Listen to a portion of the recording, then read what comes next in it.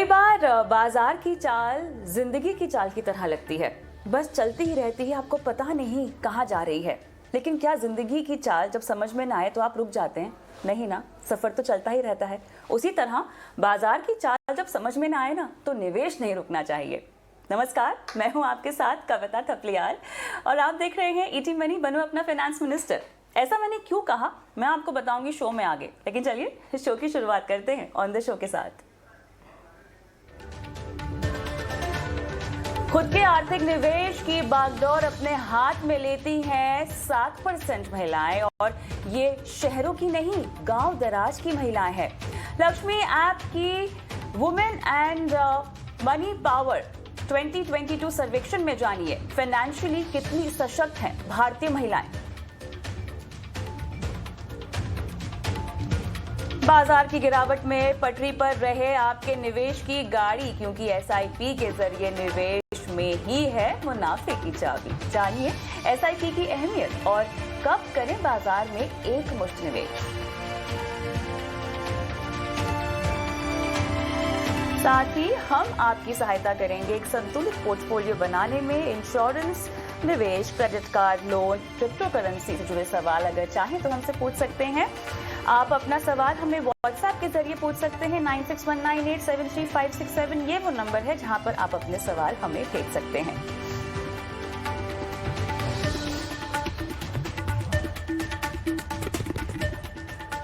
चलिए शो की शुरुआत करते हैं और आमंत्रित करते हैं हमारे पहले मेहमान को। ईटी मनी के सीईओ संतोष नवलानी हमारे साथ जुड़ गए हैं हर सोमवार की तरह।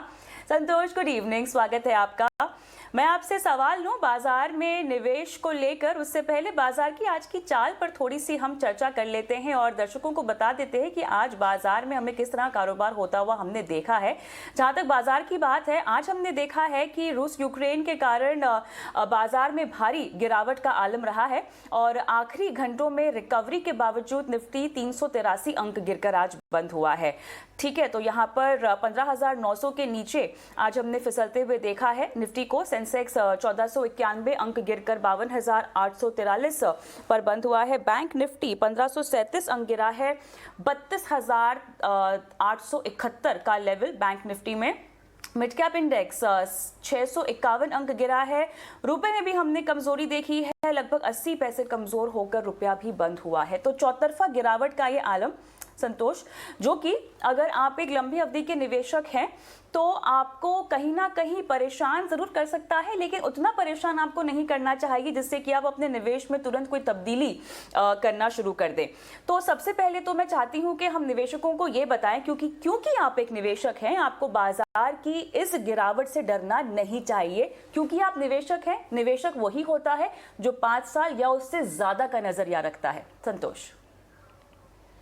कविता, अगर मार्केट में मूवमेंट्स हमेशा आती रहती हैं और अगर आप अपने पोर्टफोलियो को एक सही तरीके से मैनेज करते हैं, जिसमें कि हम अंडरस्टैंड करते हैं हम कितना हमारा पोर्शन इक्विटी में जा रहा है, कितना हमारे इन्वेस्टमेंट का पोर्शन फिक्स्ड इनकम या बैंक डिपॉजिट्स या डेट म्यूचुअल फंड की तरफ जा रहा है, या गोल्ड और रियल एस्टेट जो भी एसेट क्लासेस हैं।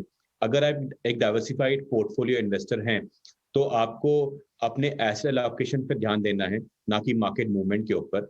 और अगर ये मार्केट मूवमेंट आपके पोर्टफोलियो को डेविएट कर रहे हैं या थोड़ा चेंज कर रहे हैं आपके एलोकेशंस को, तो आप उसको अपॉर्चुनिटी समझ के अपने पोर्टफोलियो को ढंग से मैनेज करें।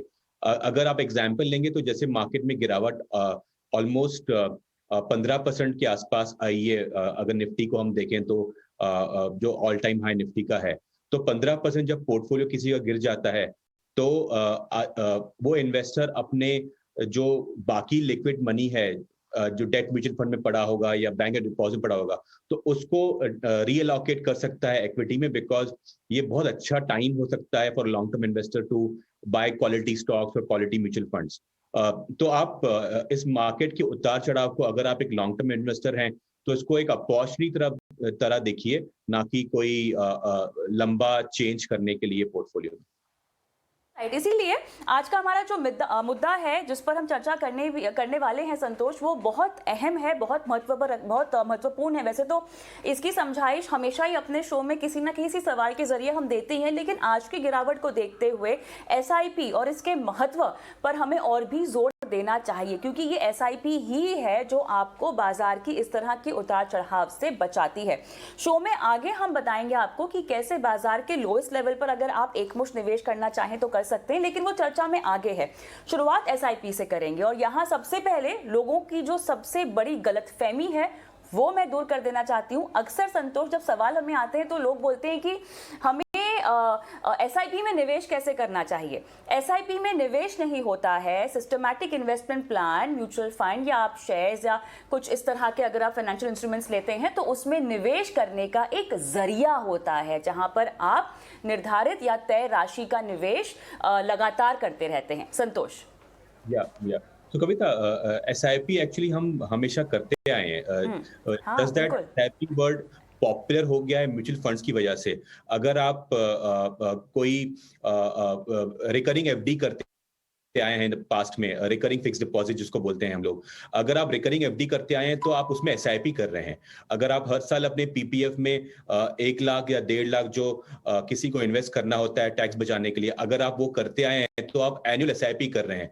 जस्ट दैट हम लोग आजकल एसआईपी को म्यूचुअल फंड से ज्यादा रिलेट करते हैं, ना कि बाकी इन्वेस्टमेंट प्रोडक्ट से। तो एसआईपी, जैसे आपने बताया, इन्वेस्ट करने का तरीका है, ना कि कोई नया इन्वेस्टमेंट का प्रोडक्ट, अगर मैं बोलूंगा तो एसआईपी क्या है अगर हम उसको समझने की कोशिश करें तो एसआईपी में 2 चीजें होती हैं।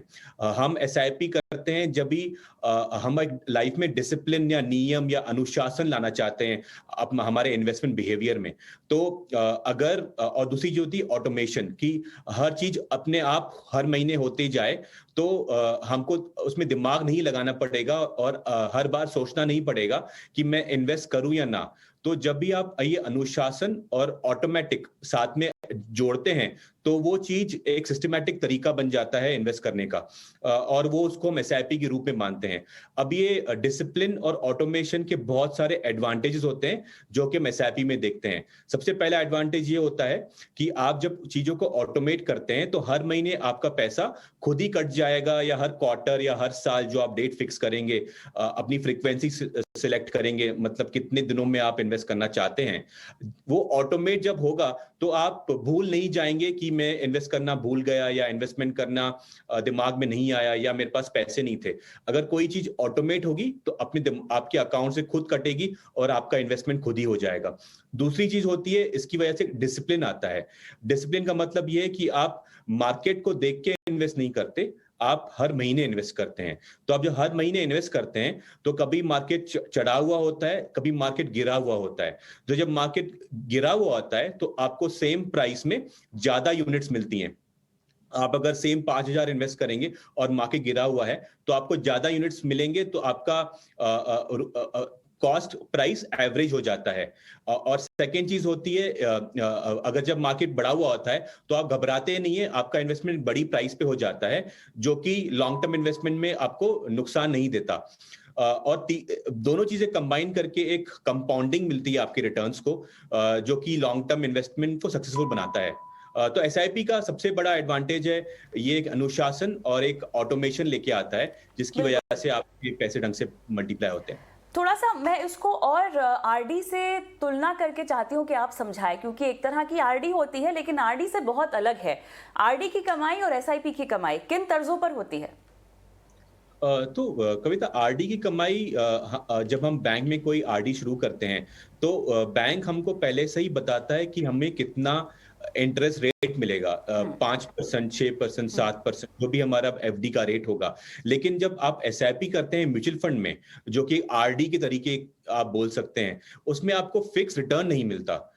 अगर मार्केट सस्ता होता है, मतलब गिरा हुआ होता है, तो आपको शायद ज्यादा रिटर्न मिलेंगे, और जब मार्केट बढ़ा हुआ होता है तो आपको शायद कम रिटर्न मिलेंगे लॉन्ग टर्म इन्वेस्टमेंट के हिसाब से। तो एक इंटरेस्ट रेट जो बैंक गारंटी करता है वो म्यूचुअल फंड्स में नहीं होता है।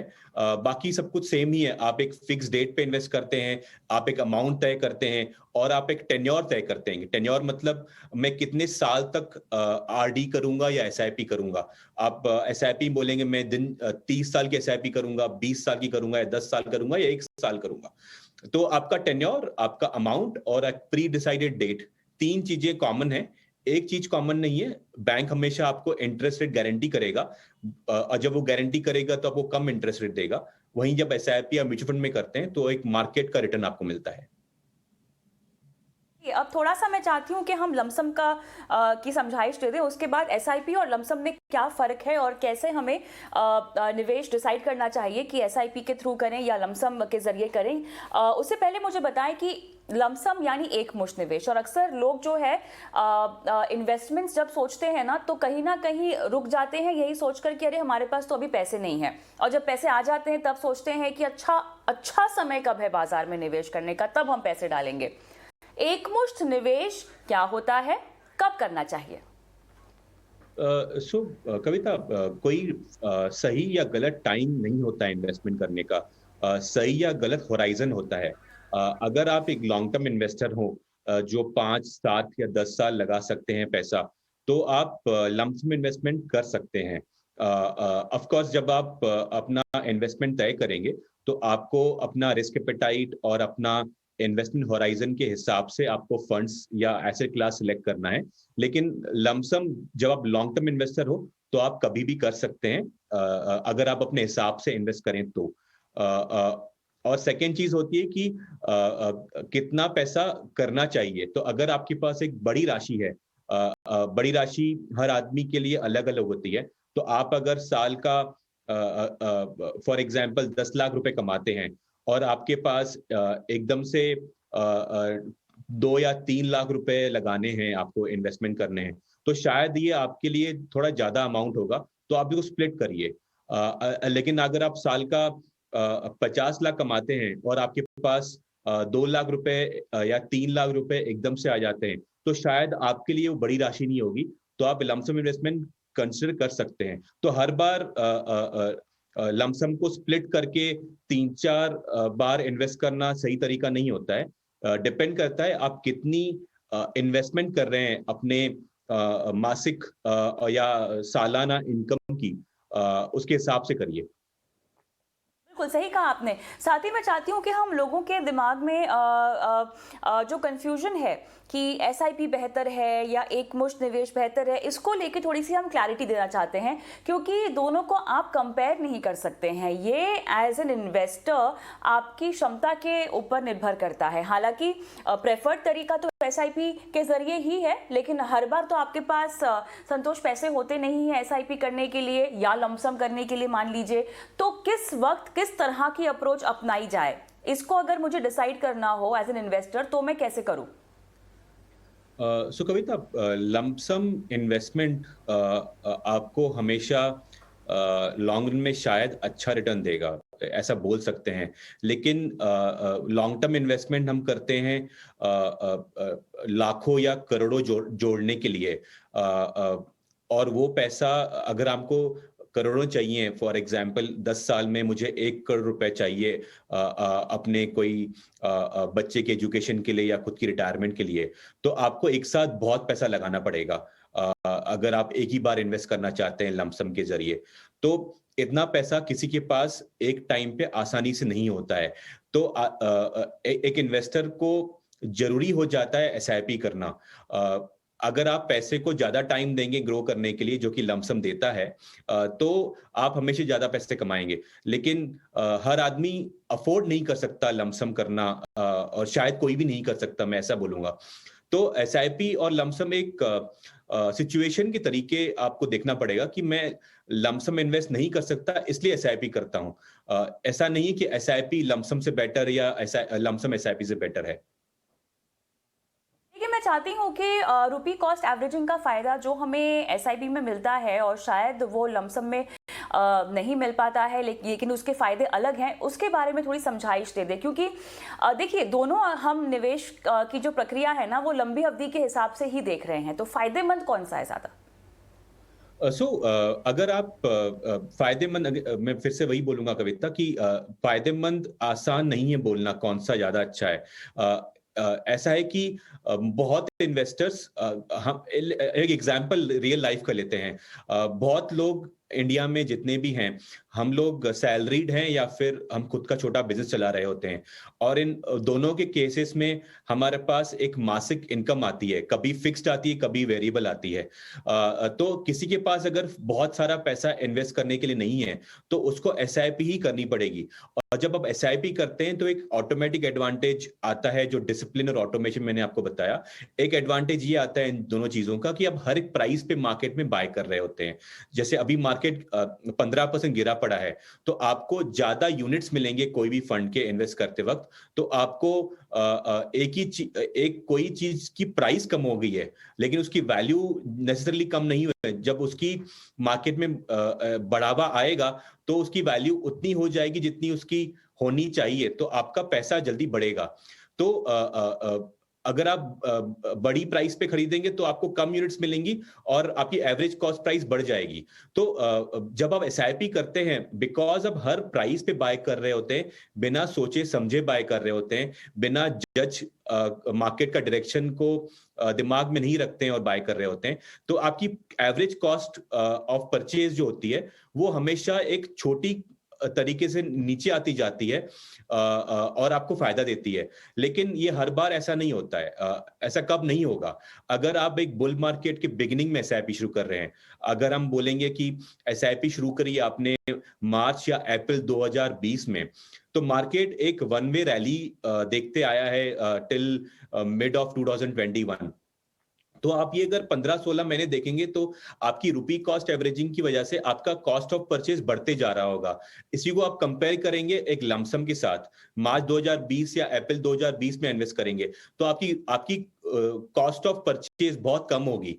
तो दोनों के फायदे नुकसान हैं, लेकिन किसी को पता नहीं था कि मार्केट इतना वन वे रैली करेगा। तो आपके पास ऑप्शन नहीं है but to SIP, because of दो रीजंस। एक तो आपको पता नहीं मार्केट कितना चढ़ने वाला है या गिरने वाला है, और दूसरी चीज, आपके पास पैसा हर महीने आता है, इसलिए आपको हर महीने इन्वेस्ट करना पड़ेगा, ना कि आप पैसा एडवांस में इन्वेस्ट करेंगे। अहम सीख आपने दी है, और इसी वजह से हम कहते हैं कि एसआईपी आपको अनुशासन में रखता है अपने निवेश को लेकर। और जिस बड़ी राशि का आप इंतजार करते हैं वो आए ना आए, लेकिन छोटी छोटी राशि आप जरूर जमा कर सकते हैं, जिससे आपका निवेश जो है वो कंटिन्यू रह सकता है, जारी रह सकता है। संतोष, बहुत बहुत धन्यवाद, समय निकाला और आज के इतने अहम दिन आपने एसआईपी और एक मुश्त निवेश के मायने निवेशकों को, दर्शकों को समझाए। बहुत बहुत धन्यवाद। लेकिन चलिए, ईटी मनी बनो अपना फाइनेंस